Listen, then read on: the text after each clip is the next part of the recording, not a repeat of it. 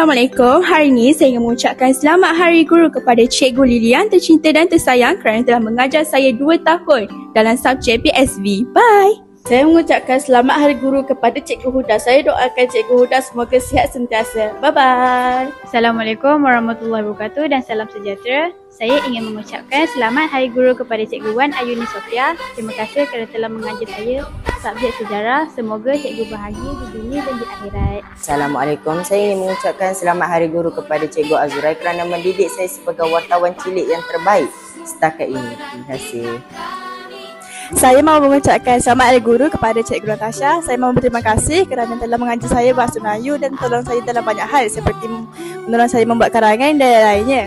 Bye. Assalamualaikum dan salam sejahtera kepada Cikgu Amira dan selamat Hari Guru kepada cikgu. Terima kasih kerana mengajar saya matematik walaupun hanya sementara di sekolah ini. Bye.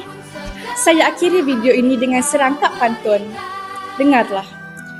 Terbit mentari menyinar alam, burung berkicau riang bernyanyi. Cikgu mendidik penuh ilham, menjadi obor sepanjang hari. Terima kasih cikgu, jasamu dikenang selamanya.